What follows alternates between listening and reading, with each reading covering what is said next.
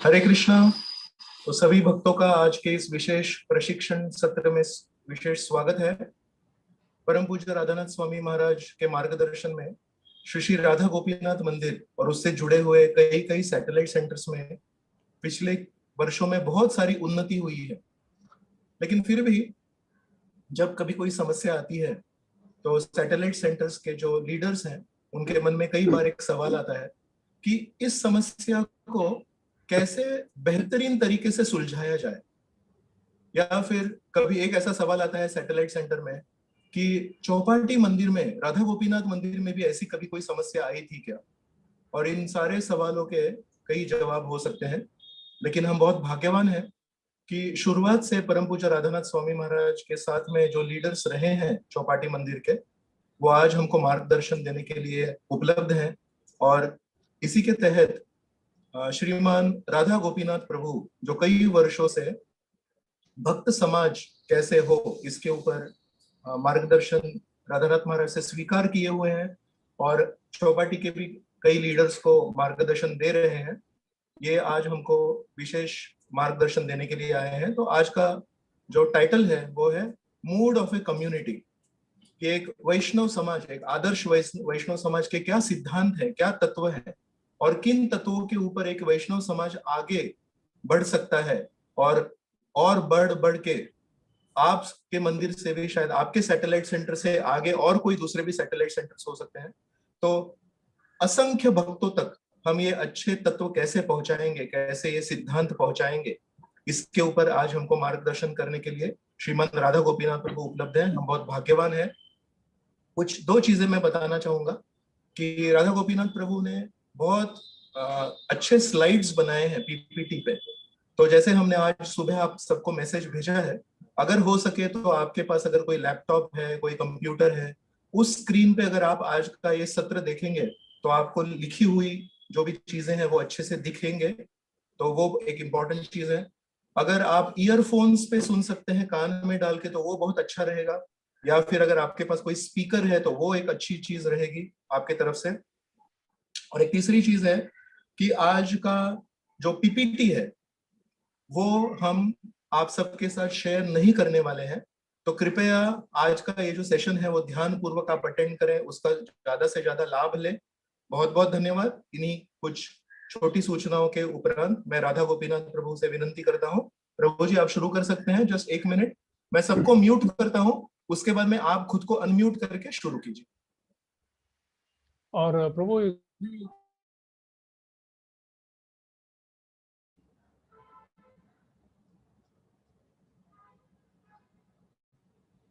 Share screen facility,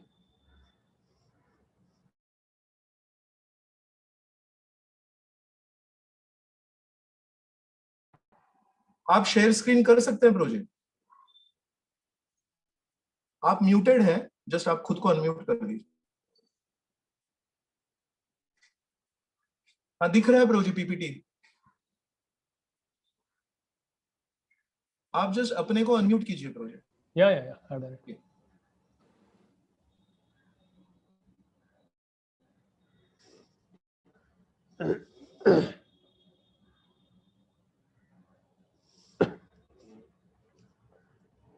ओम अज्ञानतिमिरान्धस्य ज्ञानाञ्जनशलाकया चक्षुरुन्मीलितं येन तस्मै श्रीगुरवे नमः।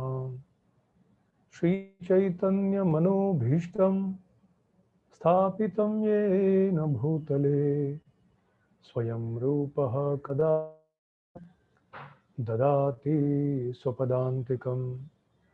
वन्देऽहं श्रीगुरुः श्रीयुतापदकं श्रीगुरून् वैष्णवांश्च श्रीरूपं साग्रजातं सहगणरघुनाथान्वितं तं सजीवं साद्वैतं सावधूतं परिजनसहितं कृष्णचैतन्यदेवं श्रीराधाकृष्णपादान् सहगणललिता श्रीविशाखान्वितांश्च। नमो ॐ विष्णुपादाय कृष्ण पृष्ठाय भूतले श्रीमते भक्तिवेदांत स्वामी इति नामिने। नमस्ते सरस्वती देवे गौरवाणी प्रचारिणे निर्विष्ण्यवादी पाश्चात्य देशतारिणे। हे कृष्ण करुणा सिंधु दीनबंधु जगतपते गोपेश गोपिका कांता राधा कांत नमोस्तुते। तप्त कांचन गौरांगी वृंदावनेश्वरी वृषभानुसुते देवी प्रणमामि हरिप्रिये। वाञ्छाकल्पतरुभ्यश्च कृपा सिन्धुभ्य एव च पतितानां पावनेभ्यो वैष्णवेभ्यो नमो नमः। जय श्री कृष्ण चैतन्य प्रभु नित्यानंद श्री अद्वैत गदाधर श्रीवासदि गौर भक्तवृंद। हरे कृष्णा कृष्णा कृष्णा हरे हरे राम राम राम हरे हरे।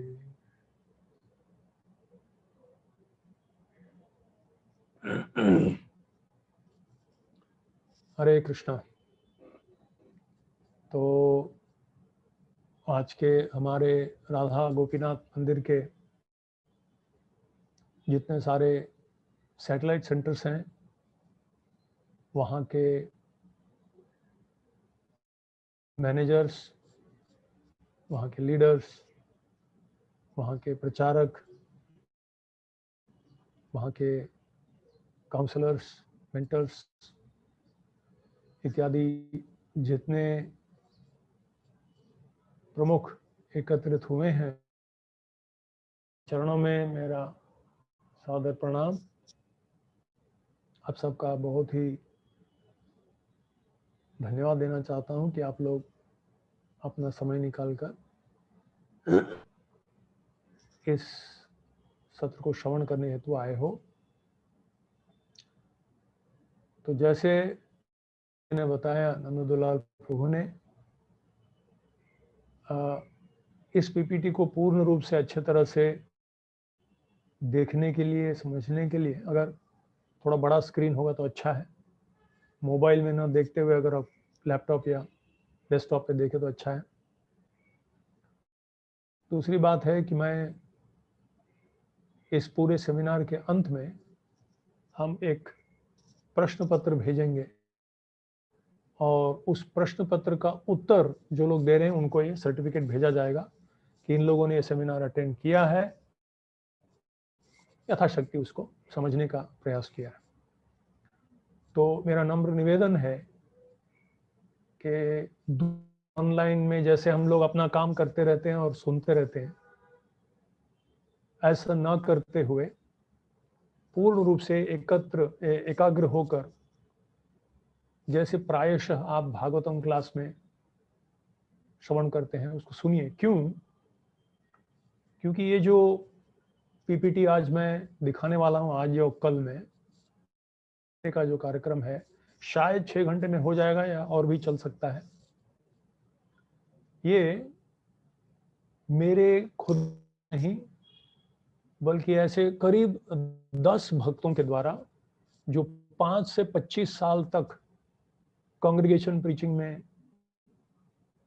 अलग अलग तौर पर जवाबदारी ले चुके हैं, गृहस्थ हैं, ब्रह्मचारी हैं, उन लोगों ने एकत्रित होकर 4.5 महीने को 4.5 महीने तक, महीने में हफ्ते में 2 दिन 1.5 घंटा निकालकर बहुत सारा मंथन करके उसके सार को निकालकर,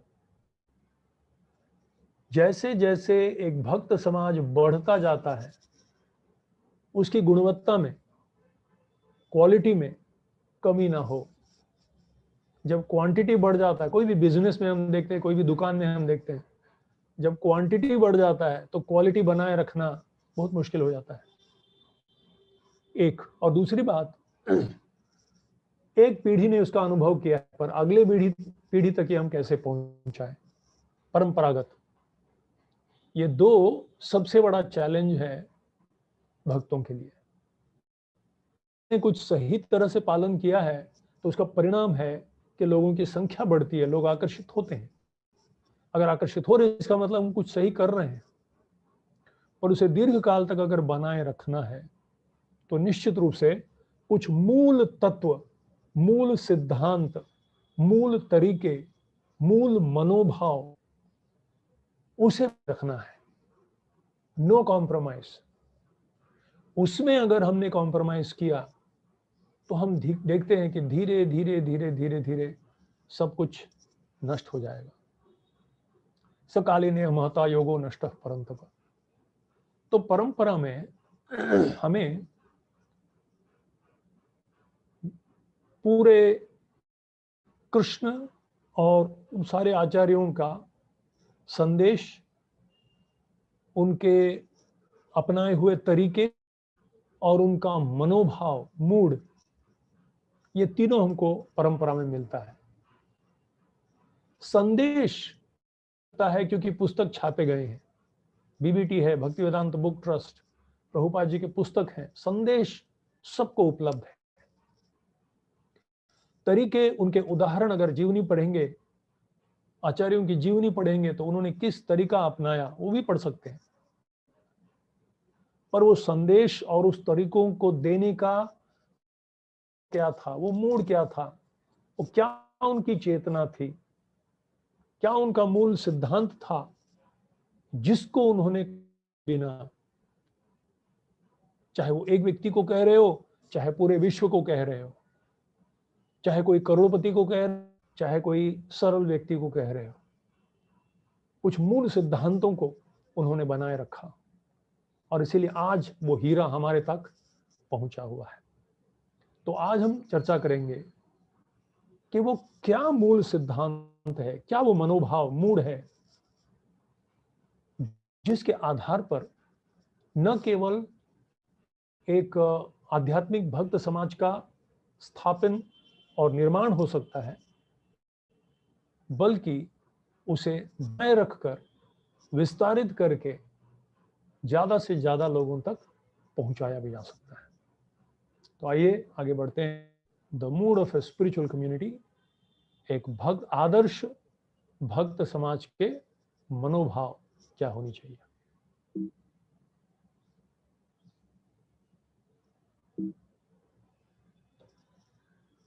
तो ये पूरे सेमिनार आज और कल में हम 4 चीज चर्चा करेंगे।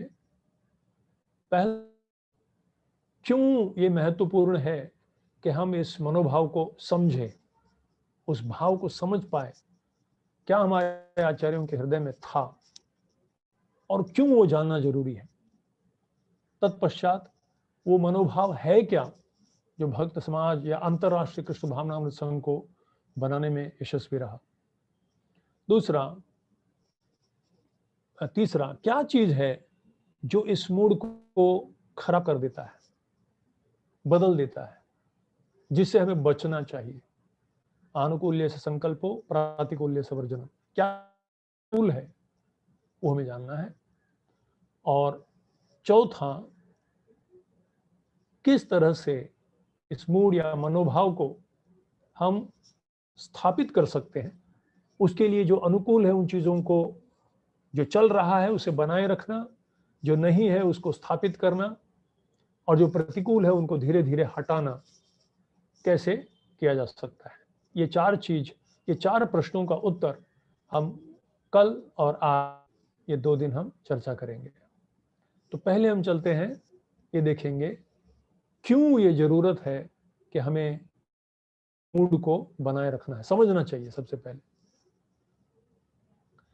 तो दुर्भाग्यवश हम सामने नहीं बैठे हुए हैं, ऑफलाइन नहीं बैठे हुए हैं, ऑनलाइन चल रहा है। नहीं तो मैं ये साधारणतः से मैं एक छोटी सी एक एक्सरसाइज कराता हूं लोगों को कि आप एक पन्ने पे लिखिए कि क्यों ये जरूरी है कि हम समझें कि आचार्यों का, कोई भी जो संस्थापक आचार्य समाज के या एक भक्त समाज के या पूरे संप्रदाय के, उनको समझना, खैर अभी हम उसको नहीं करेंगे, आगे बढ़ेंगे, पर ये विचार करने वाली बात है। अब ये मैं एक वीडियो दिखाऊंगा, कृपया बड़े ध्यान से इसको देखिए और इसके तहत आप ये भी समझेंगे कि क्यों ये जानना बहुत जरूरी है।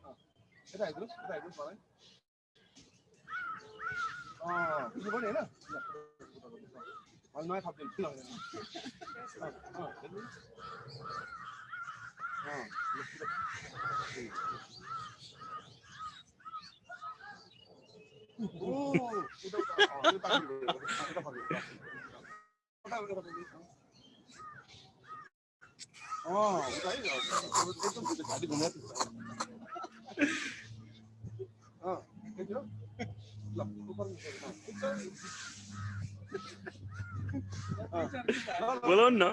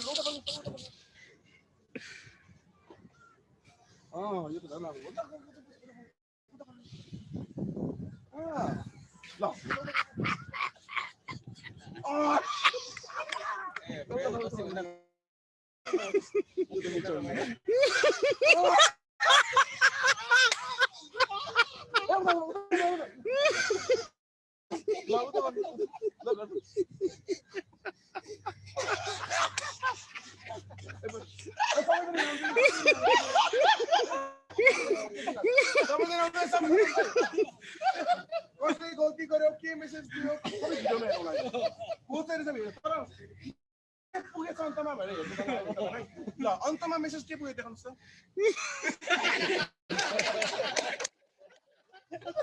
अन्तमा मेसेज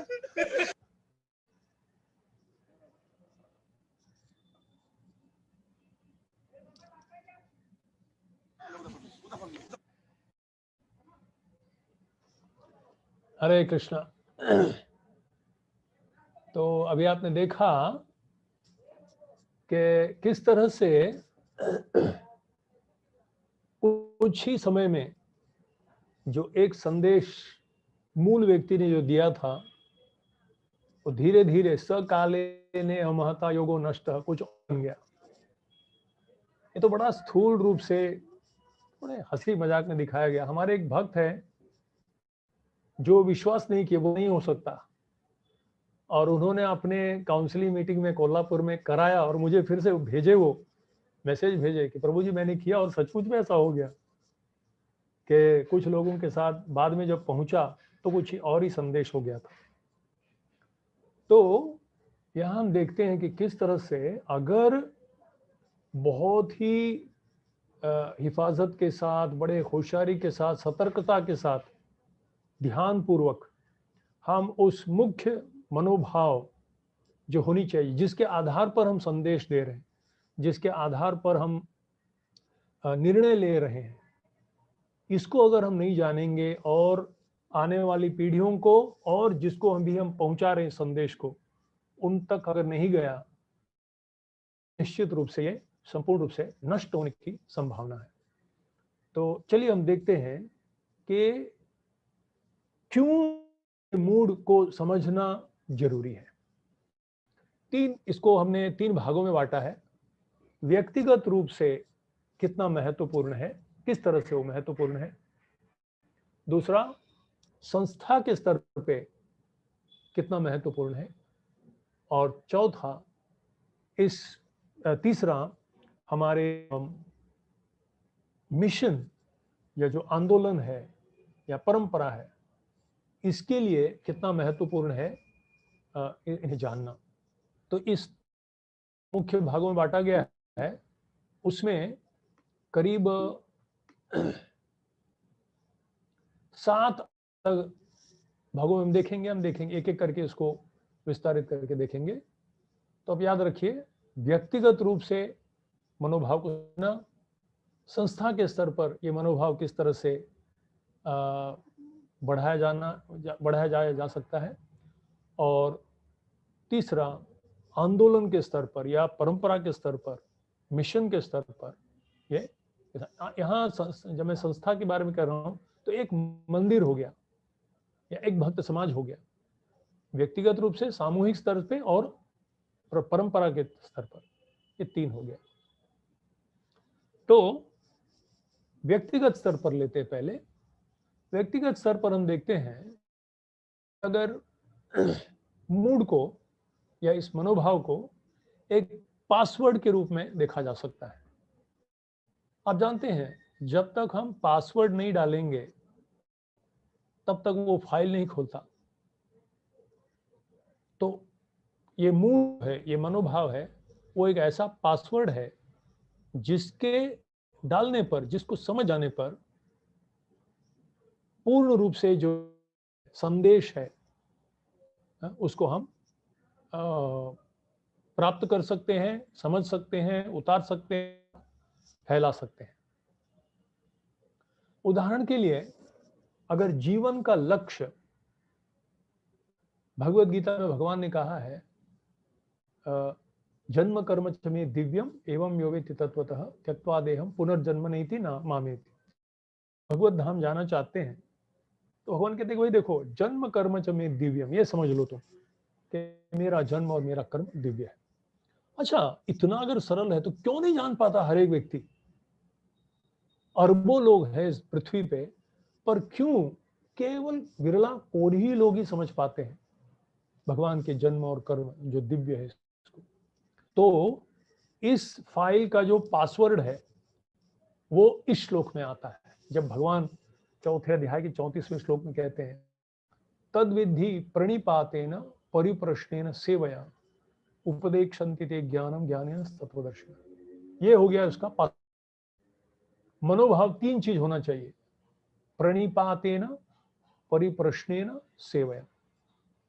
अगर ये नम्र भाव है, जिज्ञासु है और वो सेवा भाव है, निश्चित रूप से सदगुरु के चरणों में अगर वो जाता है इस तीनों योग्यताओं को रखते हुए, तब वो इस तत्व को समझ पाएगा, जन्म कर्म च मे दिव्यम। या और एक रूप से देखा जाए तो यस्य देवे परा भक्तिर यथा देवे तथा गुरु तस्यैते कथिता अर्था प्रकाशन्ते महात्मना। कि जिसको भगवान पे पूर्ण रूप से विश्वास है, और जितना भगवान में उतना ही गुरु में, ये 2 पासवर्ड है। अगर ये पासवर्ड है किसी के पास तो निश्चित रूप से वो भगवान के दिव्य जन्म और कर्म जानकर अपने जीवन को सफल कर सकता है। और एक उदाहरण महात्मा के लक्षण की। कौन महात्मा है? सततम कीर्तयन्तो मां यतन्तश्च दृढ़व्रजा नमस्यन्तश्च मां भक्त्या नित्य युक्ता उपासते। यहाँ महात्मा का लक्षण बताया गया। और ये महात्मा बनने के लिए क्या योग्यता होनी चाहिए, क्या मनोभाव होनी चाहिए, वो चैतन्य महाप्रभु इस श्लोक में देते हैं। 4 पासवर्ड है यहाँ, और एक पासवर्ड है जिसमें 4 शब्द है। तृणादपि सुनीच तरोरिव सहिष्णुना अमानिना मानदेन कीर्तनीय सदा सततम कीर्तयन्तु मां। तो कीर्तनीय सदा कौन कर सकता है? तो ये पासवर्ड है, वो मनोभाव ये होनी चाहिए। 4 मुख्य चीज। तृण से भी हीन, पेड़ से भी ज्यादा सहनशील, सबको मान देते हुए अपने मान की अपेक्षा न करते हुए। तो इस तरह से हम देखते हैं कि हर एक तत्व को जानने के लिए एक मनोभाव होता है। अगर उसको हम पकड़ लिए, उसको हम समझ गए और उसको हमने उतार लिया तो निश्चित रूप से हम समझ पाते हैं। श्रील प्रभुपाद जी सचिसुत नाम के एक भक्त को उन्होंने ये लिखा, कहे कि जब Krishna sees the mood of service in the heart he reveals all knowledge. के कृष्ण जब भक्त के हृदय में सेवा का भाव देखते हैं, इस सेवा का मनोभाव है, तब संपूर्ण ज्ञान उसको प्रकट कर देते हैं। तो ये हम कई जगह इसको अनुभव करते हैं। हम कृष्णदास कविराज गोस्वामी और उनके भाई दोनों चैतन्य महाप्रभु को मानते थे, पर दोनों में अंतर एक था। कविराज गोस्वामी न केवल महाप्रभु पर नित्यानंद प्रभु को भी मानते थे, जबकि उनके बड़े भाई जो है नित्यानंद प्रभु के अनुयायी मीनकेतन रामदास, उसकी उन्होंने अवहेलना की, उनका अपमान किया, उनकी निंदा की, उनके प्रति अपराध किया, और इसीलिए वो तुरंत भक्ति के मार्ग से उनका पतन हो गया। तो इस तरह से हम देखते हैं अर्ध कुकुट न्याय। हम अगर महाप्रभु को मानते और नित्यानंद को नहीं मानेंगे तो फिर हम तत्व को समझ नहीं पाएंगे। इसी तरह से ईश्वरपुरी और रामचंद्रपुरी दोनों माधवेंद्रपुरी के शिष्य हैं, पर ईश्वरपुरी बड़े प्रेम पूर्वक अपने गुरु की सेवा किए, जबकि रामचंद्रपुरी अपने गुरु में ही दोष देखकर उनको तथाकथित दोष देखकर उनको प्रशिक्षण करने लगे मृत्यु के स्तर पर, और कहने लगे कि आप रोते क्यों हो, ब्राह्मण का ध्यान करो। इस तरह से बहुत बड़ा अपराध कर बैठे, और इसीलिए हालांकि अच्छे गुरु प्राप्त करके भी जीवन के अंतिम लक्ष्य को वो प्राप्त भगवान श्री चैतन्य महाप्रभु की भी उन्होंने निंदा की। तो यहां हम देखते हैं एक छोटी सी बात है, पासवर्ड होना चाहिए बस, वो अगर समझ गए तो हम तत्व को समझ जाएंगे। दूसरा, व्यक्तिगत स्तर पर दूसरा महत्वपूर्ण चीज है, ये मूड न केवल एक पासवर्ड के समान है, बल्कि ये मूड या मनोभाव एक पात्र के समान है। व्यक्तिगत रूप से हमारा हृदय एक अनुकूल पात्र हो जाए, तब इस संदेश को ग्रहण करने के लिए योग्य बन जाता है। उस हमारे हृदय को योग्य पात्र बनाने के लिए क्या चाहिए? ये भागवतम के प्रथम स्कंद में, प्रथम अध्याय में इस श्लोक में आता है, क्यों तो गोस्वामी को चुना गया सारे नैमिषारण्य के ऋषियों को संबोधित करने के लिए। वेदत्वं सौम्य तत्सर्वं तत्वतस्तदनुग्रहात् ब्रूहि स्निग्धस्य शिष्यस्य गुरवो गुह्यम अप्युत। 2 चीज यहां महत्वपूर्ण है जिसके कारण वो योग्य पात्र माने गए संबोधित करने के लिए सबको गीत भागवत। सौम्य और स्निग्धस्य, बड़े सरल और नम्र स्वभाव के थे। तो भक्त में ये दो चीज बहुत महत्वपूर्ण है। आचार्यों के मनोभाव को, उनकी कृपा को प्राप्त करने के लिए सरलता, भक्तिसिद्धांत सरस्वती ठाकुर भी कहते हैं एक वैष्णव का प्रमुख अंग है सरलता, कुटिलता नहीं। और दूसरा है नम्रता, बहुत ही नम्र होना। तो इस तरह से हम देखते हैं कि पात्र भी अगर योग्य हो तभी हम इस मनोभाव को प्राप्त कर सकते हैं। तीसरी बात, अगर अभी संस्था के स्तर पर आते हैं हम लोग, पहला दो हमने देखा व्यक्ति, एक पासवर्ड के समान और दूसरा एक पात्र के समान। अब संस्था के स्तर पर अगर देखा जाए तो ये मनोभाव है, मूड है, इसकी तुलना एक बीज से की जा सकती है। इतना बड़ा वृक्ष का एक बीज होता है और वो बीज अगर आरोपित कर दिया जाए तो उसमें से पूरा वृक्ष निकलता है।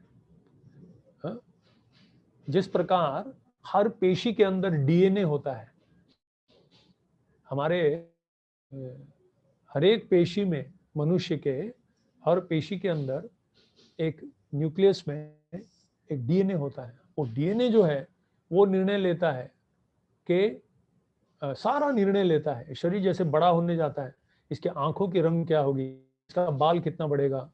आंखों के ऊपर जो है भ्रुकुटी का बाल, वो हमारे सर के ऊपर बाल जैसा लंबा नहीं होता, वो अगर बढ़ने लगे तो फिर हम राक्षस लगने लगेंगे। सर का बाल लंबा होता है, पर आंखों के ऊपर भ्रुकुटी के और इतर जो बाल है, रोम है, वो कितना बढ़ना चाहिए, वो कितना कम होना चाहिए, कितने सारे पर वो उस डीएनए के अंदर, उस बीज के अंदर होता है। और दूसरी बात, अगर बीज हमें मिल जाए, एक वृक्ष का एक बीज मिल जाए, तो हम इसको दूसरे प्रांत में ले जाकर उसको बो सकते हैं और उसी प्रकार का वृक्ष को निकाल सकते, कोई वातावरण निर्माण किया। तो जैसे प्रभुपाद ने भक्तिसिद्धांत सरस्वती ठाकुर समझ लिया और फिर यहां से उस संदेश को अमेरिका लेकर गए और वहां उन्होंने एक बहुत सुंदर भक्त समाज का निर्माण किया जो भक्तिसिद्धांत सरस्वती ठाकुर की इच्छा थी। तो वो बीज अगर समझ गए, ले लिए, तो बीज को आरोपण करके कहीं भी जाओगे, देश के या पूरे विश्व के कोई भी कोने में जाओगे और उस बीज को आरोपित करके एक अनुकूल वातावरण, तो वहां ऐसा ही एक भक्त समाज वहां भी शुरू किया जा सकता है।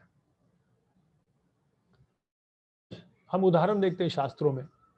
सर्वप्रथम चैतन्य महाप्रभु जब रूप गोस्वामी को देखे, के गुणों को देखे, उनके कुछ लक्षणों को देखे, तो समझ गए कि ये योग्य है और उनके हृदय में उन्होंने आशीर्वाद दिया और उनके हृदय में अपने वाणी से इस संपूर्ण सूत्र को संचारित किया, शक्ति किया, जिसके द्वारा श्री चैतन्य मनो अभीष्टम स्थापितम येन भूतले स्वयं रूप कदा मह्यं ददाति स्वपदान्तिकम। तो अपने हृदय का जो श्री चैतन्य मनो अभीष्टम, मन का मनोभाव जो था, स्थापितम, रूप गोस्वामी को शक्ति प्रदान किए, जिसके द्वारा वो पूरे विश्व भर में वो महाप्रभु की इच्छा को, उनके आंदोलन को स्थापित कर पाए, संस्थापकाचार्य। इसीलिए हम अपने आप को रूपानुग कहते हैं। इसी तरह से भक्ति सिद्धांत सरस्वती ठाकुर, उनकी इच्छा थी कि ये जो संदेश है उसको विश्व भर में फैलाए। और जब वो प्रभुपाद जी को देखे राधा कुंड के, उन्होंने कहा कि दुर्भाग्यवश मैं देख रहा हूं कि आपस में ये लोग झगड़ रहे हैं, इस मूड को नहीं, मनोभाव को नहीं समझ पा रहे, सब कुछ नाश हो जाएगा, आग लग जाएगी इस गौड़ीय मठ में अगर इसी तरह से ये लोग झगड़ते रहेंगे। तुम्हें कभी भी अगर अवसर प्राप्त हो तो तुम पुस्तक बांटो, पुस्तक छापो, जिससे ये आंदोलन चलती रहे। श्रील प्रभुपाद जी ने उसको स्वीकार किया। श्रील प्रभुपाद जी भक्तिसिद्धांत सरस्वती ठाकुर के मनोभाव सिद्धांत मनोभीष्टम स्थापितम येन भूतले, absolute is sentient, thou has proved, impersonal calamity thou has moved। भक्तिसिद्धांत Saraswati Thakur के गुरु पूजा में, उनके व्यास पूजा में, जब भक्तिसिद्धांत सरस्वती ठाकुर को गुणगान करते हुए प्रभुपाद जी ने ये अपने में जब ये श्लोक लिखे तो इतने प्रसन्न हुए भक्तिसिद्धांत सरस्वती ठाकुर, बोले तू मेरे हृदय की बात को कैसे समझ लिया। और प्रभुपाद जी लिखते हैं चैतन्य चरितामृत में, जिस तरह से महाप्रभु रूप गोस्वामी के श्लोकों को सुनकर बोले अरे तुमने मेरे हृदय की बात को कैसे समझ लिया, इसी तरह से भक्तिसिद्धांत सरस्वती ठाकुर के हृदय की बात को श्रील प्रभुपाद जी समझ गए और इसीलिए उस बीज को पूरे विश्व भर में बोकर उन्होंने अंतरराष्ट्रीय कृष्ण भावनामृत संघ का निर्माण किया कि उनके हृदय की भावना को समझ लेता है। डीएनए के समान कोई भी कठिनतम परिस्थिति में भी क्या निर्णय लेना है, कैसा निर्णय लेना है, ताकि वो ही जो उनकी इच्छा थी उसको स्थापित हम कर पाए, हमारे आचार्यों की इच्छा को स्थापित कर पाए, हम आगे बढ़ा सकते हैं। तीसरा उदाहरण शास्त्र में आता है रामानुजाचार्य का। रामानुजाचार्य अपने गुरु यमुनाचार्य से व्यक्तिगत रूप से बातचीत नहीं हुई थी उनकी, एक बार आचार्य ने सिर्फ दूर से देखा था रामानुज को, पर समझ गए कि ये बहुत योग्य व्यक्ति है और उन्होंने प्रार्थना किया, उनकी हृदय की बात रामानुजाचार्य समझ गए। और उसका जब देहांत हो गया यमुनाचार्य का, तब रामानुजाचार्य उनके को देखकर, मुड़े हुए उंगलियों को देखकर वो समझ गए और उन्होंने प्रण लिया, जिससे शिष्य समझ गए कि यमुनाचार्य के मन की बात जो मनोभीष्टम, इसको स्थापित करने वाले पूरे विश्व भर में, पूरे भारत भर में वो होंगे रामानुजाचार्य, भविष्य आचार्य। अच्छा, चौथा उदाहरण अगर देखा जाए संस्था के स्तर पर, दूसरा उदाहरण है न केवल एक बीज या डीएनए के समान, बल्कि संस्था के स्तर पर ये मनोभाव जो है वो एक दीप स्तंभ के समान है। अब देखेंगे समुद्र के तट पर चट्टानों के ऊपर दीप स्तंभ बनाया जाता है, ताकि रात में जहां प्रकाश नहीं है, सूर्य डूब गया है, ऐसे अंधकार में वो जहाज जो शायद भटक गए हैं उनको एक दिशा मिले, किस दिशा में हमें जाना है ये दिखलाते हैं। और दूसरा, ये दीप स्तंभ ये भी दिखलाते हैं कि किस जगह नहीं जाना है, कहाँ चट्टाने हैं, कहाँ बड़े बड़े बाधाएं हैं, जहां जाने से शायद ये जहाज डूब जाएगा। तो अनुकूल स्थान कौन सा है जहां जाना चाहिए और प्रतिकूल स्थान से बचाना, अनुकूल स्थान दिशा को सूचित करना और प्रतिकूल दिशा से बचाना, ये दीप स्तंभ का एकमात्र कार्य है। इसी तरह से जो व्यक्ति परंपरा में आए हुए आचार्यों के मनोभाव को अगर समझ ले, वो व्यक्ति कितने भी संकट अवस्था में, कितनी भी दुविधा में डालने वाली परिस्थिति में अनुकूल निर्णय ही लेगा और प्रतिकूल निर्णय से वो बच जाएगा। उदाहरण के लिए हम देखते हैं पृथु महाराज भगवान की प्रसन्नता के लिए 100 यज्ञ करने के लिए जब निर्णय लेते हैं, तो जैसे जैसे 100 होता है तो इंद्र बहुत ही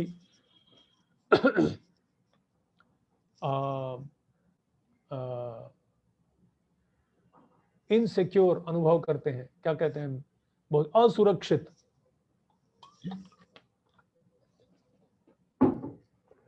अपने आप को असुरक्षित करते हैं, कहीं पृथु मेरा पद तो नहीं चाहता, और इसीलिए वो उसके घोड़े चुराने लगते हैं और फिर इंद्र को मारने चले जाते हैं पृथु महाराज।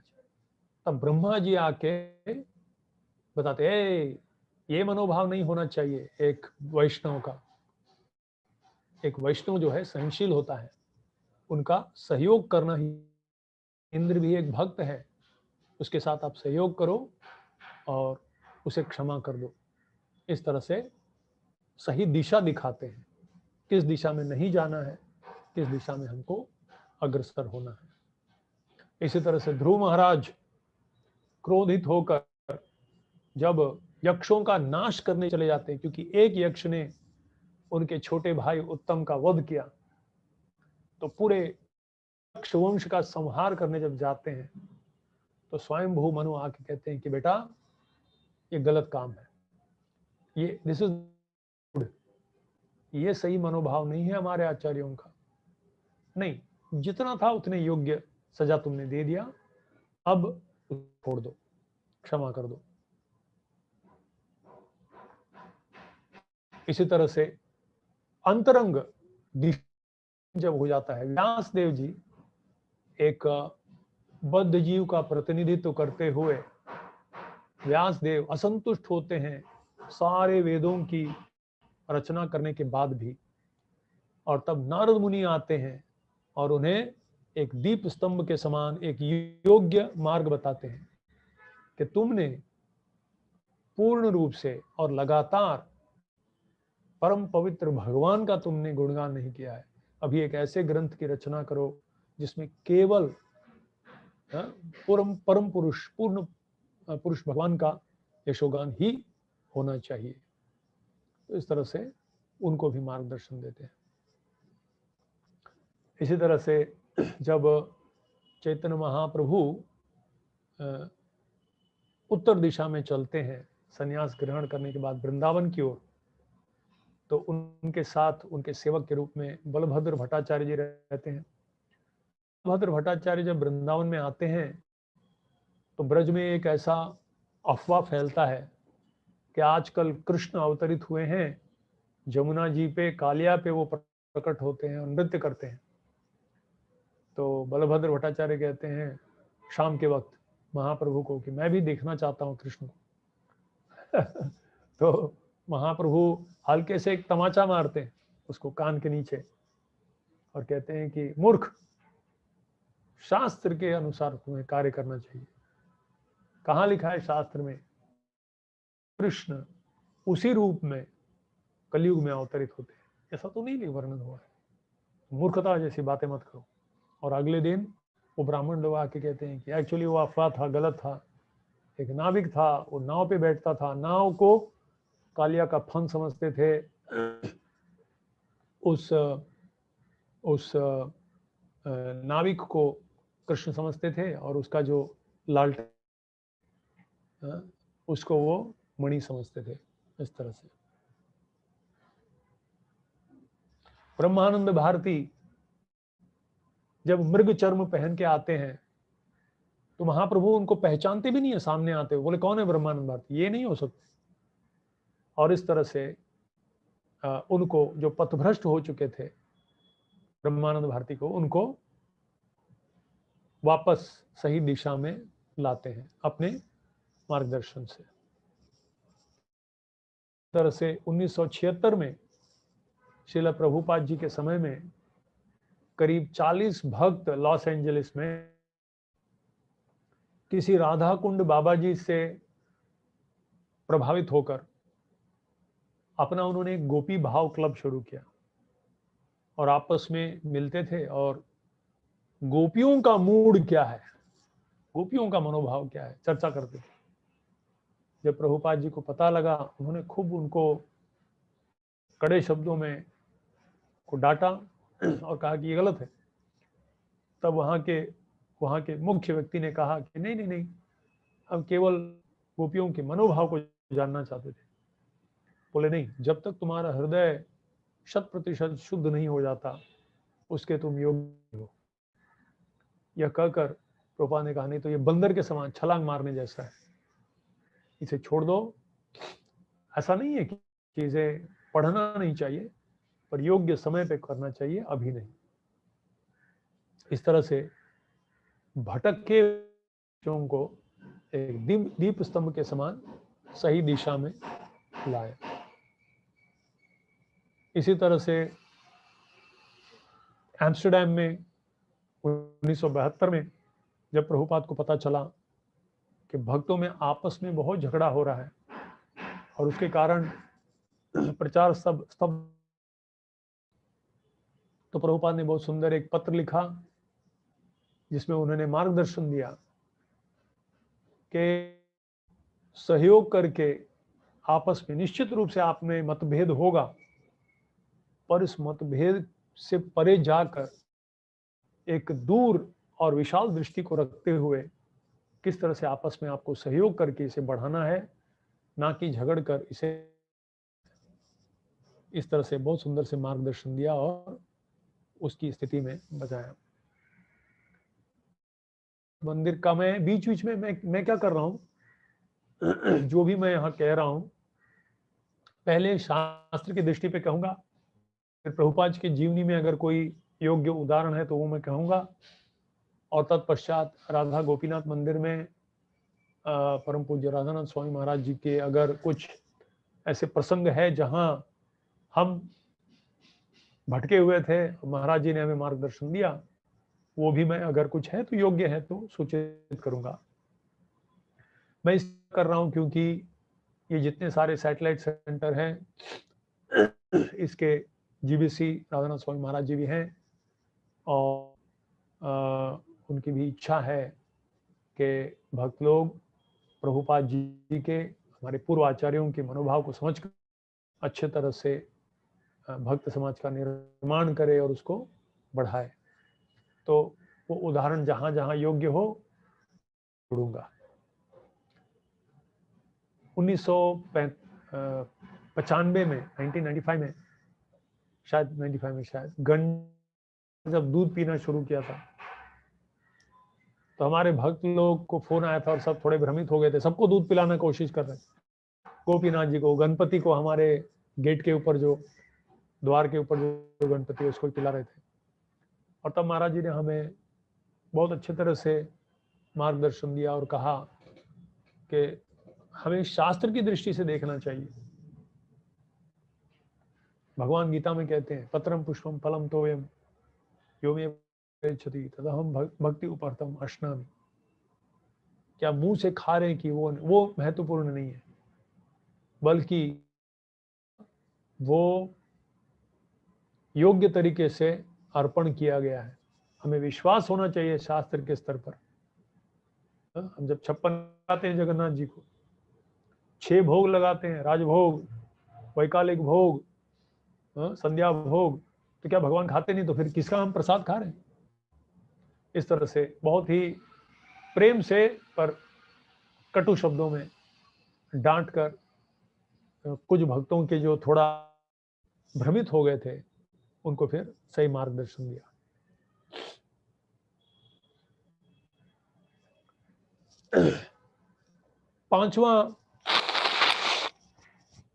पांचवा अगर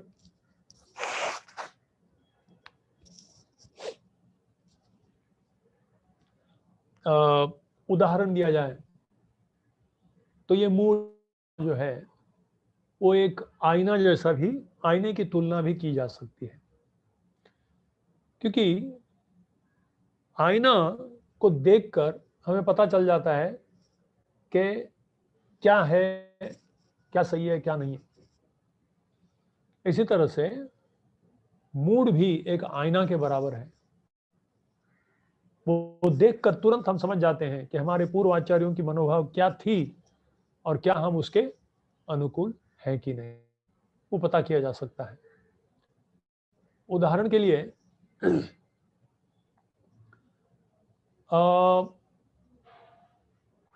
जहां बहुत ही सुंदर से हम देखते हैं जब हम किस तरह से व्यवहार करते हैं लोगों के सामने, वो एक आईना जैसा है। हमारा व्यवहार ही एक सामने वालों को अपने आचार्यों की जो मनोभाव है उसका एक उदाहरण प्रस्तुत करता है। अगर हम योग्य उदाहरण नहीं देंगे तो निश्चित रूप से लोगों के अंदर गलतफहमी होगी और लोगों को हमारे आचार्यों के प्रति या भगवान के प्रति जो निष्ठा है वो कम हो जाएगी। और ये हम देखते हैं, भगवान खुद जब देखे कि जय और विजय ने वैकुंठ के द्वार पर चतुष कुमार का अपराध किया है, चतुष कुमार के प्रति दुर्व्यवहार किया है, उनके हृदय को चोट पहुंचाया है, तो भगवान खुद आते हैं और जवाबदारी लेते हैं, कहते हैं मेरी गलती है। कोई अगर सेवक गलत करता है तो मालिक उसका जवाबदार हो जाता है। मैं उसकी जवाबदारी देता हूं, कृपया जय विजय को क्षमा की, उनका दोष वो नहीं है। इस तरह से भगवान माफी चाहते हैं, क्योंकि मेरे सेवकों ने गलत व्यवहार किया आपके प्रति। तो अगर सेवक गलत व्यवहार करता है तो मालिक का नाम खराब हो जाता है, अगर सेवक सही व्यवहार करता है तो मालिक का यश बढ़ता है, प्रभु का यश बढ़ता है। बहुत बड़ी जवाबदारी है कि उस मनोभाव को जानकर हम भी उसी के आधार पर अपने जीवन चलाएं। यद्यद् आचरति श्रेष्ठस् तत्तदेवेतरो जनः। दूसरी जगह हम देखते हैं अजामिल के प्रसंग में, छठे स्कंद में, जब यमदूत लोग नारायण का नाम उच्चारण करते हुए अजामिल को पकड़ के ले जाना चाहते हैं तो विष्णुदूत वहां आ जाते हैं। मूर्खों, तुम लोग किन के दूत हो? यमराज। तो यमराज का मिशन क्या है बताओ, यमराज का जो मुख्य धर्म क्या है हमें बताओ। और तब यमदूत थोड़े भ्रमित हो जाते हैं और तब विष्णुदूत कहते हैं जाके पूछो यमराज को। और तब यमराज बताते हैं, गधो, तुम लोगों ने गलत काम किया, ये सही नहीं है। कोई भी अगर नारायण का नाम लेता है मेरे प्रभु, उसके पास भी मत जाना तुम। यानी मूड के विरुद्ध, उनके मनोभाव के विरुद्ध यमदूतों ने किया और इसलिए यमराज रुष्ट हुए, क्रोधित हुए। तो इसी तरह और विष्णुदूतों ने उनको याद दिलाया कि आप गलत कार्य, आप अपने प्रभु के सही तरह से प्रतिनिधित्व नहीं कर रहे हो, यमराज का नाम खराब कर रहे हो आप। प्रभु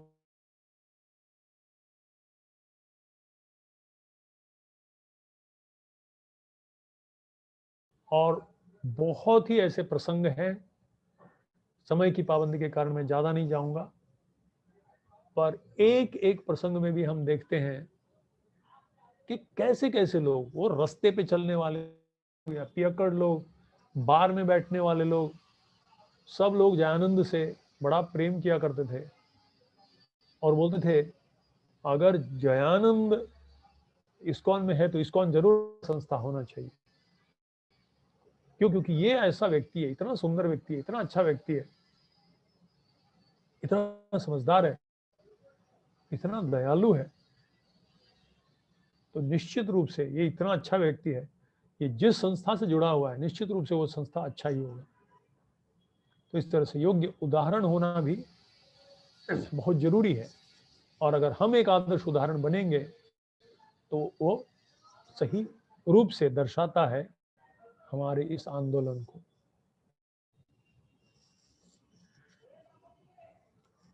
अब अगर एक आंदोलन के रूप में देखें, मिशन के रूप में देखें, तो ये जो मनोभाव है, मूड है, एक सीमेंट के बराबर भी है। अच्छा, सीमेंट क्या है? वो बांधता है, सबको जोड़ के रखता है। पूरे बिल्डिंग में सीमेंट ही सीमेंट है और सारे ईंटों को वो बांध के रखा है। सब जगह वो फैला भी हुआ है और सबको वो बांध के भी रखता है। इसी तरह से अगर मनोभाव या मूड को अगर आप व्यक्ति समझ लेता है तो वो सब चीजों को बांधने में और सब जगह वो प्रकाशित होने में अनुकूल हो जाता है। उदाहरण के लिए कैसा ये बांधता है? उदाहरण के लिए ब्रजवासी अलग अलग रस में है, अलग अलग स्वभाव के हैं, पर उन सबको बांधने वाले हैं कृष्ण और बलराम। और जब नंद गोकुल में जब देखते हैं गोकुल वन में कि बहुत सारे असुर आकर, तो उन लोगों का एक मीटिंग होता है और मीटिंग में उपानंद, नंद सब लोग एकत्र, और वहां एक निर्णय लिया जाता है कि कृष्ण और बलराम को बहुत सारी संकट यहाँ आ रहे हैं असुरों के कारण, तो इसीलिए हमको लगता है कि हमें निकल जाना चाहिए। उसी दिन रातों रात पूरे गांव, पूरा ब्रज पैक करके रातों रात निकल जाते वो लोग। क्यों? क्योंकि उनका एकमात्र उद्देश्य है कृष्ण और बलराम संरक्षण। बस वो अगर खुश तो हम सब खुश। तो ये एक मूड है, कृष्ण को केंद्र में रखना, कृष्ण की संतुष्टि को केंद्र, तो फिर वो एक पूरे भक्त समाज को बांध के रखता है। क्या कृष्ण को प्रसन्न करेगा? हाँ, मुझे क्या प्रसन्न करेगा अलग हो सकता है, तुम्हें क्या प्रसन्न करेगा अलग हो सकता है, पर कृष्ण को क्या प्रसन्न करेगा उसको केंद्र में रखते हुए हम लोग आपस में सहयोग करते हुए बढ़ेंगे। ये बहुत महत्वपूर्ण विषय है। हम देखते हैं श्रीपाद माधवेंद्रपुरी, जब उन्होंने गोपाल जी उनको प्रकट हुए और जब गोपाल जी की सेवा शुरू की है तो पूरे ब्रजमंडल एकत्रित हो गए, तो एक दिन आकर उनकी सेवा, और गोपाल जी को केंद्र में रखते हुए पूरा ब्रजमंडल एक हो गया, क्योंकि एक ही उद्देश्य था, गोपाल जी की प्रसन्नता और उनकी सेवा। इसी तरह से हम देखते हैं जब महाप्रभु ने घोषणा की कल ही गुंडीचा मार्जन होने वाला है, वो सुंदर अवसर, एक ही बार पुरुषोत्तम भगवान ने अपने हाथ में झाड़ू लिया। कोई दूसरे अवतार नहीं है जो हाथ में झाड़ू लेते हैं, आम आदमी जैसे आम आदमी पार्टी। तो महाप्रभु ने अपने हाथ में झाड़ू लिया गुंडीचा मार्जन करने के लिए, तो तुरंत इतने सारे सैकड़ों भक्त जो थे वो लोग उद्देश्य से, मूड क्या था? मंदिर साफ होना है बस, और उसको केंद्र रखते हुए कोई पानी उठा रहा है, कोई पानी डाल रहा है, कोई झाड़ू मार रहा है, कोई पोंछ रहा है, अलग अलग कार्य कर रहे हैं, पर उद्देश्य एक ही है कि गुंडीचा मार्जन होना चाहिए ताकि जगन्नाथ जी आकर वहां विराजमान हो 9 दिन के लिए। तो इस तरह से मूड अगर कोई समझ जाए और हर एक व्यक्ति उसके अनुरूप कार्य करने लगे, तो बाह्य रूप से अलग अलग कार्य क्यों ना हो वो जुट जाते हैं आपस में, और नहीं जानेंगे तो फिर टूटने लगते।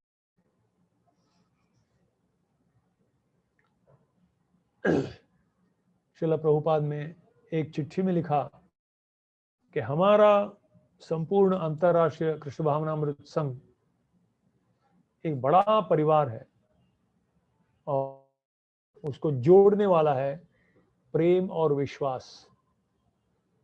जब तक प्रेम और विश्वास यहाँ है तक ये चलता रहेगा, आगे बढ़ेगा।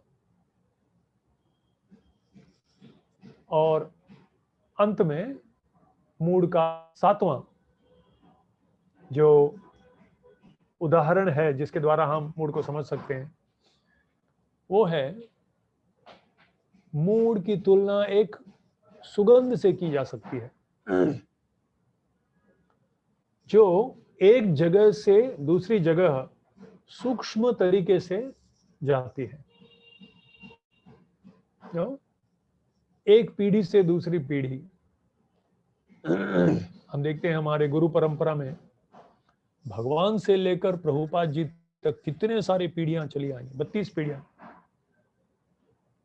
तो ये सारी पीढ़ियों तक ये सुगंध वही है जो एक पीढ़ी से दूसरी पीढ़ी, गुरु से शिष्य, शिष्य से दूसरे शिष्य, इस तरह से चला आ रहा है। तो गीता का श्लोक है, शरीरम यद अवाप्नोति यच्चाप्युत्क्रामतीश्वरः गृहीत्वैतानि संयाति वायुर्गंधानि वाशयात्। तो एक फूल से दूसरे पूरे चारों ओर फैलाने में वायु वो गंध को फैलाती है, इसी तरह आत्मा एक शरीर से दूसरे शरीर में मनो जो सूक्ष्म शरीर है उसके द्वारा वो जाता है।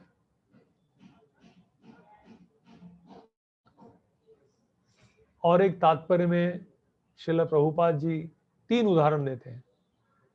दर्शन ध्यान संस्पर्शैर मत्स्य कूर्म विहंगमाः स्वान्यपत्यानि पुष्यन्ति तथा हम अपि पद्मज। 3 तरीके से हे पद्मजा, भगवान कह रहे हैं को, हे लक्ष्मी, 3 तरह से मैं अपने भक्तों के ऊपर कृपा करता हूं। एक, दृष्टि डालकर। कैसे? जैसे मत्स्य, मछली जो है वो अंडे देती है और अंडे को देख देख के, अपने आंखों से देख के दृष्टि डालकर उसको बड़ा करती है।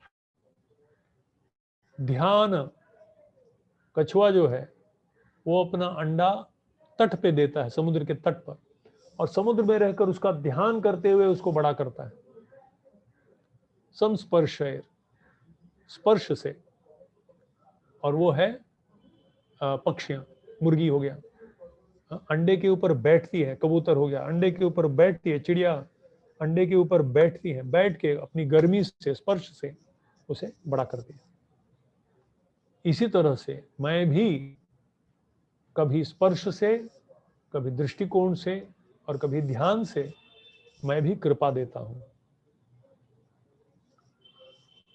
तो चैतन्य महाप्रभु साक्षात भगवान तीनों रूप से कृपा कैसे किए ये हम देख सकते हैं। रूप और सनातन को महाप्रभु ने आलिंगन किया और अपनी वाणी से इस मनोभाव को उनके हृदय में स्थापित किया, जिसके द्वारा वो स्थापितम येन भूतले, पूर्ण रूप विश्व में स्थापित कर पाए। और दृष्टिपात करके महाप्रभु ने दक्षिण भारत जब यात्रा में गए थे, केवल अपनी दृष्टि से लोगों के हृदय में अपनी हृदय की मनोभाव को स्थापित करके कृपा देख उन्हें प्रेमापमार्थो महान, शुद्ध भक्ति दे देते थे। और केवल ध्यान मात्र से चैतन्य महाप्रभु ने आने वाली पीढ़ी, नरोत्तमदास ठाकुर, महाप्रभु के समय में नरोत्तम नहीं थे, पद्मा नदी के तट पर बांग्लादेश की ओर जाते हुए महाप्रभु ने कहा, नरोत्तम नरोत्तम। भाई कौन है भाई? डाटाबेस में तो कोई नरोत्तम है ही नहीं, कौन है ये नरोत्तम? तो सब समझ गए, निश्चित रूप से अपने ध्यान, किसी को अपना प्रेम स्थानांतरित कर रहे हैं, अपने हृदय का प्रेम। श्री चैतन्य मनोअभीष्टम, मन का प्रेम जो है, उनका मनोभाव जो है, किसी को स्पर्श, आलिंगन और मार्गदर्शन से, किसी को दृष्टि से और किसी को स्मरण मात्र से उनके हृदय में संचारित किए इस मनोभाव को। जब चैतन्य महाप्रभु वृंदावन के पास एक सनोदिया ब्राह्मण को मिले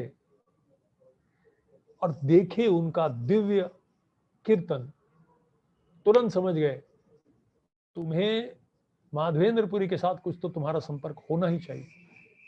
सनोदिया ब्राह्मण ने भी कहा, आप जिस प्रकार कीर्तन कर रहे हो, निश्चित रूप से आपका संपर्क माधवेंद्रपुरी पाद से तो होनी ही चाहिए, नहीं तो आप ऐसे कर सकते हैं। तो इस तरह से हम देखते हैं कि 7 अलग अलग तरीके की जिसके द्वारा इस परंपरा में भगवान से और सारे हमारे गुरु परंपरा से आए हुए प्रचार का जो मनोभाव है, मुख्य मूड है, उसको हम समझ पाए। अच्छा, अगर अब दूसरा प्रश्न आता है, अगर हम इस मूड को नहीं जाने, इस मूड के अनुरूप, इस मनोभाव के, इस भाव के अनुरूप न चले, तो क्या होगा?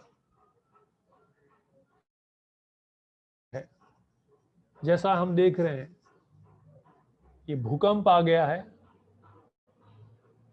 यहां तो विस्फोट, जिस तरह से सुंदर बनाया हुआ शहर बम के विस्फोट होने से या भूकंप होने से आंखों के सामने देखते देखते सब कुछ उद्ध्वस्त होकर ध्वंस हो जाता है, इसी तरह से अगर हम हमारे दिए हुए आचार्यों के हृदय के, मन के भाव को नहीं जानेंगे, भले हम उनके संदेश को जानते हो, कंठस्थ किए हो, उनके तरीकों को उनके जीवनी के द्वारा देखे हो, और उनके मनोभाव को अगर हम नहीं जानेंगे तो सब कुछ समय की बात है। सकाले ने महता नष्टः परंतप, जो हमने उस वीडियो में देखा, आचार्य ने कहा कुछ और, हमने दिया कुछ और, उन्होंने बताया कुछ और, हमने कहा कुछ और।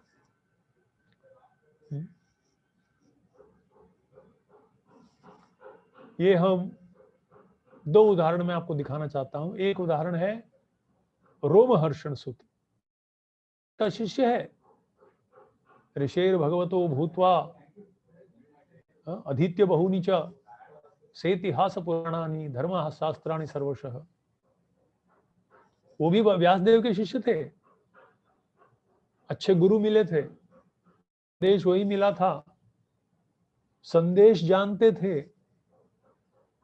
उन्होंने तरीकों को भी देखा था किस तरह से व्यासदेव प्रचार करते हैं, पर उनके मनोभाव को नहीं समझ पाए। अदांतस्य अविनीतस्य वृथा पंडितमानिनः न गुणाय भवन्ति स्म नटस्य इव अजितात्मनः। और इसीलिए सब चीजों का सर्वनाश कर बैठे हो, अपना खुद का भी। बलराम जी आए और उन्हें तुरंत वध कर डाले। तो केवल संदेश और तरीके मालूम होने से नहीं होगा जब तक मनोभाव, मूड नहीं है। और उन्हीं की तुलना में दूसरे हम देखते हैं, उन्हीं के पुत्र, रोमहर्षण के पुत्र उग्रश्रवसूत, वेद तत्वं सौम्य तत्सर्वं तत्वतस्तदनुग्रहात् ब्रूयुं स्निग्धस्य शिष्यस्य गुरवो। नैमिषारण्य के ऋषिगण गुणगान कर रहे हैं सूत गोस्वामी को कि आप योग्य शिष्य हो, आप सरल हो, आपको आपके गुरुओं ने भर भर कर आशीर्वाद दिया है। गुरुमुख पद्मवाक्य चित्ते ते कोलियो आख्य। और इसीलिए आप हमें संपूर्ण शास्त्रों का सार बता सकते हो। श्रील प्रभुपाद कई बार कहे कि भक्तिसिद्धांत सरस्वती ठाकुर की इच्छा थी कि उनके जाने के बाद एक जीबीसी बनाया जाए, कोई एक व्यक्ति उसको न चलाए, आपस करके वो लोग चलाए। और प्रभुपाद जी ये भी कहा था भक्तिसिद्धांत सरस्वती ठाकुर ने कि नहीं तो अगुन जलबे, आग लगेगी। और दुर्भाग्यवश बड़ी मात्रा तक गौड़िया मठ जिस तरह से फैल रहा था भक्तिसिद्धांत सरस्वती ठाकुर के समय में, की कार्यकलाएं बहुत स्तर तक स्थगित हो गई, प्रचार प्रायशः बंद ही हो गया।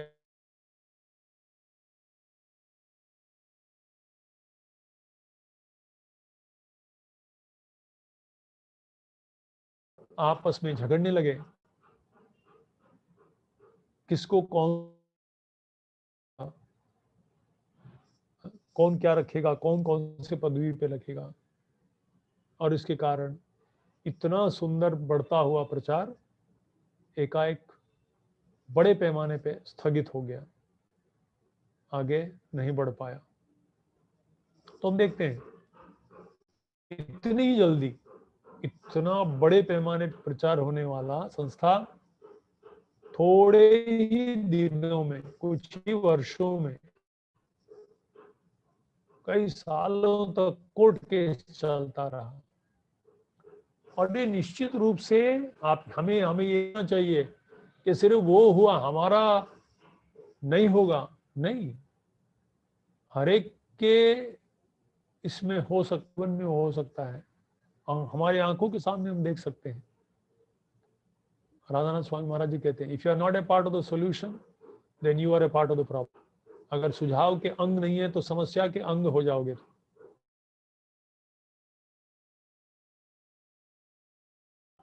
तो अभी हमने चर्चा की कि किस तरह से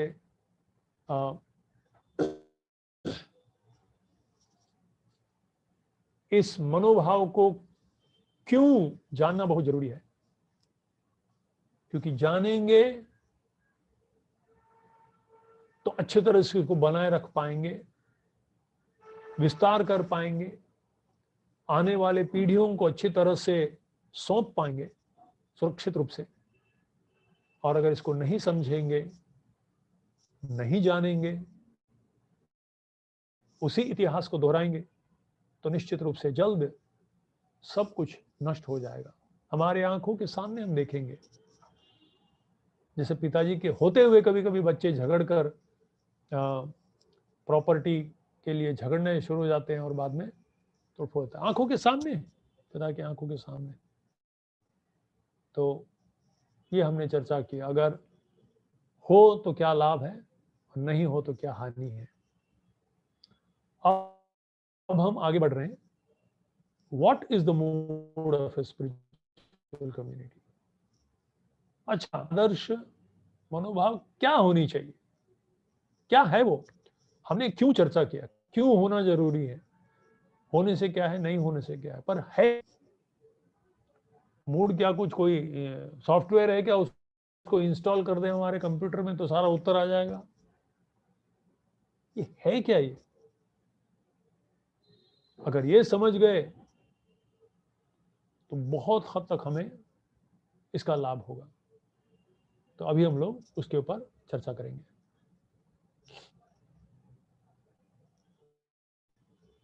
ये भी हम नहीं कर रहे हैं क्योंकि आमने सामने बैठते तो करते थे। कि आपको क्या लगता है, थोड़े समय के लिए अगर आपको समय दीजिए, आप बोले सोचो क्या है ये मूड।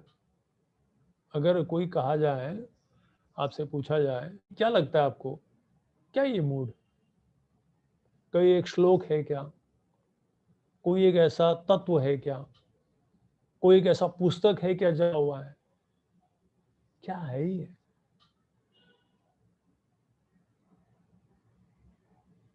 तो अभी हम करेंगे क्या है जिसको अगर हम बनाए रखें तो निश्चित रूप से विस्तार भी कर पाएंगे हमारी जो मिली कृपा को, और अगले पीढ़ियों तक भी पहुंचा पाएंगे।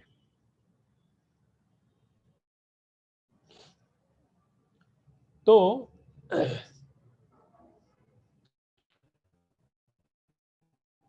श्रील प्रभुपाद जी बहुत ही सुंदर तरीके से लिखते हैं उपदेशामृत के चौथा श्लोक, ददाति प्रतिगृह्णाति, जो 6 प्रकार का प्रेममय आदान प्रदान है ना श्लोक, गुह्यमाख्याति पृच्छति भुंक्ते भोजते षड्विधम प्रीति लक्षण। उसके तात्पर्य में श्रील प्रभुपाद जी लिखते हैं कि ये अंतरराष्ट्रीय कृष्ण भावनामृत संघ जो है इसका निर्माण एक ही उद्देश्य से हुआ है। क्या ये 6 प्रकार के आदान प्रदान होने चाहिए भक्तों के बीच में? उपहार देना, उपहार लेना, हृदय की अंतरंग बातें को कहना और सुनना, प्रसाद खिलाना, प्रसाद स्वीकार करना। प्रभुपाद कहते हैं इसीलिए ये अंतरराष्ट्रीय कृष्ण भावनामृत संघ आंदोलन का स्थापना हुई है। इस संस्था को एक व्यक्ति के द्वारा शुरुआत किया गया। 70 साल की उम्र में एक बूढ़े व्यक्ति ने ₹100 लेकर इस संस्था को शुरू किया और आज केवल ये 6 प्रकार के आदान प्रदान, प्रेममय आदान प्रदान पूरे विश्व भर में ये फैल रहा है। बहुत ही महत्वपूर्ण वाक्य है ये। प्रभुपाद जी इसके तात्पर्य में लिखते हैं कि मंदिरों का हमने निर्माण इसीलिए किया है कि यहाँ 6 प्रकार के आदान प्रदान हो। लोग आते हैं, हम उन्हें पुस्तक देते हैं, हम उन्हें ज्ञान देते हैं, प्रवचन देते हैं, उनको अच्छा लगता है, फिर हम उनको प्रसाद खिलाते हैं। प्रसाद खाते खाते हम वो प्रश्न पूछते हैं, प्रसाद ग्रहण करते प्रश्न पूछते, भाई प्रभु जी जपा में मेरा मन नहीं लगता, क्या करना चाहिए? मन की बातें, और हम उनको अपने मन की बात सुनाते हैं। तत्पश्चात वो प्रसन्न होकर हमें घर में बुलाते हैं कुछ प्रसाद के लिए, उसके बाद कुछ योगदान करते हैं प्रचार के हेतु, और इस तरह से धीरे धीरे धीरे धीरे एक व्यक्ति से शुरू होकर आज पूरे विश्व भर में ये अंतरराष्ट्रीय कृष्ण भावनामृत संघ जो है फैल गया। क्यों? संस्थापक आचार्य खुद बता रहे हैं कि इसका रहस्य क्या है। The mood of loving exchanges, प्रेमयी आदान प्रदान, प्रेम, हर व्यक्ति प्रेम का भूखा है। आत्मा प्रेम का भूखा है। हमें अनंत प्रेम चाहिए, असीमित प्रेम चाहिए, और कोई नहीं दे सकता, केवल कृष्ण दे सकते हैं। और कृष्ण के प्रतिनिधि हमें कृष्ण से जोड़कर कृष्ण का प्रेम, उनके नाम, उनके रूप, उनके गुण, उनके लीला के रूप में हमें प्रदान कर सकते हैं। तो ये एक सूत्र है, ये एक वाक्य है जहां हमें एक सूचना मिलती है कि भाई देखो, ये संस्था का मुख्य मनोभाव है प्रेम। करोड़पति भी प्रेम का भूखा है, पशु पक्षी भी प्रेम के भूखे हैं, हर व्यक्ति प्रेम का भूखा है, और वो कृष्ण प्रेम, और वो देने के लिए इस संस्था का हुआ है, और कोई दूसरा हेतु नहीं। उसका रूप अलग अलग हो सकता है, पर उद्देश्य यही है, कृष्ण प्रेम। नमो महावदान्याय कृष्ण प्रेम प्रदायते चैतन्य मनो अभीष्टम स्थापितम येन भूतले। इसकी स्थापना हुई है रूप सनातन गोस्वामी ने, षड गोस्वामियों ने और उनके अनुयायियों ने। इस महाप्रभु के मन की, हृदय की बात जो कृष्ण प्रेम प्रदायते, अनर्पित चरिंचिरात करुणया उन्नत उज्ज्वल रसाम स्वभक्ति श्रियम, इस प्रेम को देने के लिए आए हैं। और वो 6 प्रेम का आदान प्रदान कैसे हो, इसीलिए पता चाहिए। तो कहाँ भी प्रभुपाद बोले मैं तो सड़क के नीचे बैठ के सबको बांट सकता हूं, पर कौन आएगा सड़क के नीचे? स्वामी जी बैठे हैं तो सड़क पेड़ के नीचे। उसीलिए मैं इतना सुंदर एक विशाल आकर्षक मंदिर का निर्माण कर रहा हूं।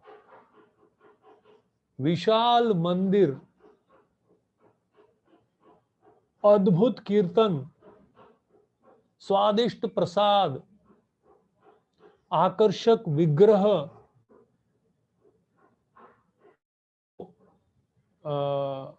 विकसित करने वाले सिद्धांत लोगों को आकर्षित कर सकते हैं, पर केवल प्रेममयी आदान प्रदान ही लोगों को बनाए रखते हैं जीवन भर तक। जब तक वो प्रेम का अनुभूति नहीं होगा, लोग आते रहेंगे, लोग जाते रहेंगे, कोई टिकेगा नहीं। लोग टिके तब रखते हैं जब उनको मिलता है, और प्रेम देने के लिए ददाति प्रतिगृह्णाति गुह्यम्, और इसलिए इस संस्था का निर्माण किया है। श्रील प्रभुपाद जी प्रेम लेके गए थे। जब आप अमेरिका गए थे तो सबसे बड़ा खजाना तो उनके हृदय में था, ये प्रेम, कृष्ण प्रेम देना है उनको। हाँ? मालती माता जी कह रही थी, हमने देखा, हमको कुछ समझ में नहीं आता था कि ये बूढ़ा व्यक्ति क्या कह रहा है। उनका भाषा नहीं समझ रहा है, उनका एक्सेंट नहीं समझ रहा है, उनके बोलने की तरीके समझ रहे हैं, पर हमें इतना विश्वास था कि ये व्यक्ति हमें धोखा देने नहीं आया है, ये हमें प्रेम करता है, ये हमें कुछ देने के लिए आया है, हाँ, देने के लिए नहीं आया। बस बिक गए वो लोग, उन्होंने अपना सर्वस्व दे दिया प्रभुपाद के लिए, और उसके बल पर प्रभुपाद जी का प्रेम और ये सारे नौजवानों की शक्ति के बल पर आज पूरे विश्व भर में ये प्रचार हुआ है। प्रभुपाद कहे ना, दृष्टि और पाश्चात्य की शक्ति, दृष्टि होनी चाहिए और शक्ति होनी चाहिए। इन दोनों की जो संतुलन है, उसके द्वारा पूरा विश्व का उद्धार होता है। भक्ति और शक्ति तो इस तरह से प्रभुपाद ने बड़े दक्षता के साथ ये किया। तो ये एक प्रमुख चीज है, प्रेम प्रेम प्रेम, कृष्ण प्रेम, काम नहीं, प्रेम। अच्छा, ये तो अंदर की बात है। प्रेम बाहर से कैसा प्रकट होता है? अगर हम किसी से प्रेम करते हैं तो हम चाहते हैं कि वो खुशी रहे, संतुष्ट रहे। इसके तात्पर्य में लिखते हैं छठे स्कंद में, when we inquire from a friend whether everything is well, we are concerned not only with his personal self but also with his family, with his source of income, assistants, servants, all of them must be well, then a person can be happy. जब हम कहते हैं कि तू खुश है, हाँ खुश है, पर मेरे वो कोविड के चक्कर में मेरा बेटा मर गया, तू कैसे खुश है फिर? हाँ, हम ये श्रीवास ठाकुर जैसे 3 ताली बजाए और बस कहीं भी किसी स्थिति में रहे। तो इस स्तर पर, जिस स्तर पर हम लोग प्रचार कर रहे हैं, लोगों को बद्ध अवस्था से उनको मुक्ति के मार्ग में ले जा रहे हैं, तो शुरुआत में न केवल कृष्ण प्रेम बल्कि उस प्रेम का एक ये भी लक्षण है, भाई तुम ठीक हो क्या, तुम्हारा परिवार ठीक ठाक चल रहा है क्या, तुम योग्य स्थिति में हो क्या, तुम्हारा मानसिक, तुम्हारा सामाजिक, तुम्हारे सब ठीक रहेगा, तभी तो आगे जीवन भर तक व्यक्ति भक्ति कर पाएगा। के लिए जितना जरूरी है यथाशक्ति उसका थोड़ा देखभाल करना, ये भी प्रेम का एक लक्षण है। हाल ही में जीबीसी के डिवोटी केयर कमेटी ने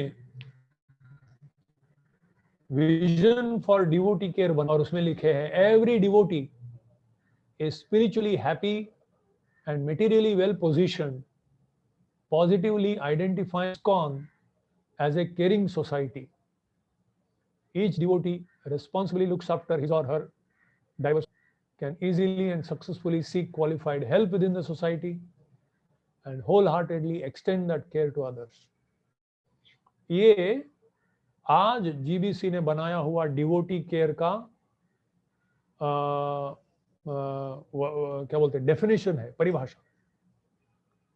केयर का मतलब है हर एक भक्त आध्यात्मिक रूप से खुश रहे और भौतिक रूप से सही स्थिति में स्थित रहे, ताकि वो इस्कॉन के प्रति कृतज्ञता अर्पण करता रहे।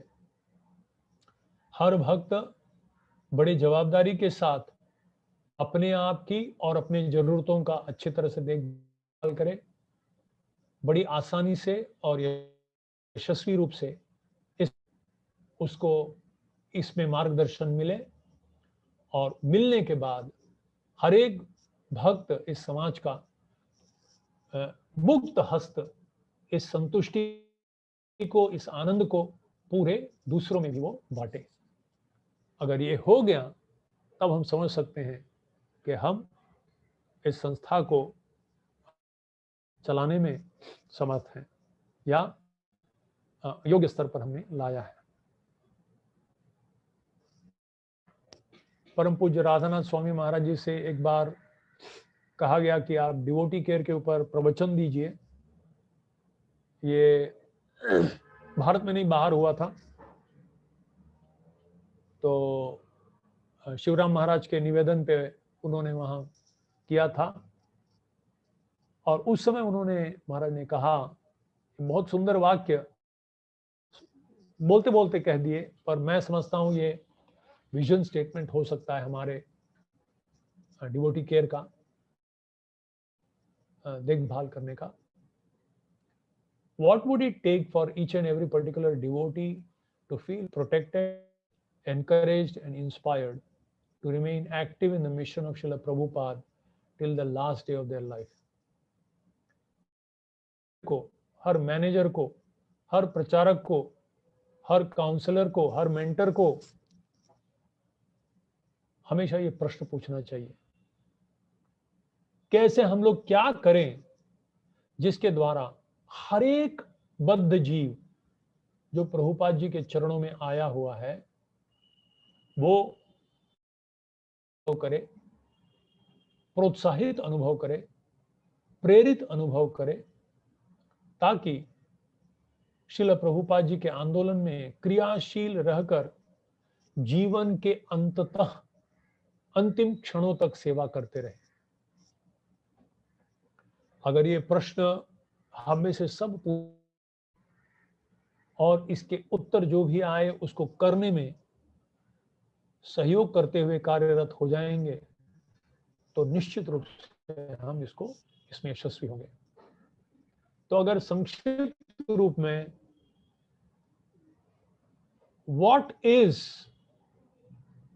Spiritual community, what is the mood, तो एक आदर्श आध्यात्मिक भक्त समाज का मनोभाव तब अनुभव होता है, उस वातावरण में हम अनुभव करते हैं जब हम किसी भक्त समाज में प्रवेश करते हैं, किसी मंदिर में प्रवेश करते हैं और वहां हम देखते हैं कि प्रेम और विश्वास का वातावरण फैला हुआ है, जहां हम अनुभव करते हैं कि हर एक व्यक्ति अपनी चिंता न करते हुए दूसरों की आध्यात्मिक प्रगति और दूसरों का सर्वांग प्रगति कैसा हो, उसकी भलाई कैसे हो, इसके ऊपर विचार कर रहा है, इसके ऊपर कुछ कार्यरत है, उनको योग्य मार्गदर्शन देना ताकि वो भक्त बने, उनके परिवार के सारे सदस्य भी अनुकूल अनुभव करके वो भी भक्ति में आ जाए, उनके आसपास के पड़ोसी आ जाए, पूरे उनके समाज आ जाए। वो तब होगा जब वो देखेंगे कि हरे कृष्णा एंड बी हैप्पी, न केवल ये हरिनाम जप रहा है बल्कि ये संतुष्ट है, ये खुश है, ये प्रगति कर रहा है। भौतिक रूप से नहीं पर अंदर से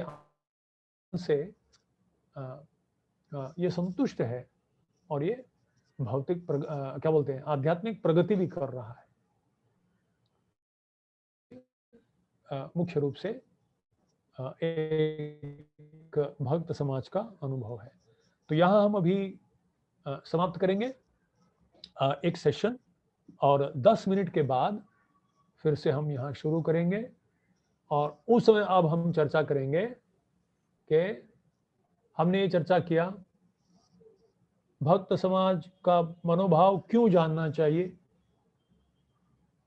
और हमने ये चर्चा किया क्या है वो भक्त समाज का मनोभाव, क्या प्रेम और विश्वास भरा हुआ वातावरण जहां हर एक व्यक्ति हर एक दूसरे व्यक्ति का आध्यात्मिक प्रगति और भौतिक सुरक्षा का ध्यान रखते हुए प्रेम से एक दूसरे की सेवा करता हुआ नजर आता है। ऐसा वातावरण निर्माण करने के लिए, उनका सुरक्षित अनुभव होने के लिए, उनको प्रेरित और प्रोत्साहित अनुभव होने के लिए क्रियाशील रूप से कार्यरत हो जीवन की अंतिम सांस तक कृष्ण भावना भावित रहने के लिए जो कुछ भी जरूरत हो वो अगर हम करते रहेंगे तो वो ये भाव है। तो यहाँ में हम समाप्त करेंगे और 10 मिनट के बाद हम शुरू करेंगे कि ये कैसा है और क्या करना चाहिए। हरे कृष्ण।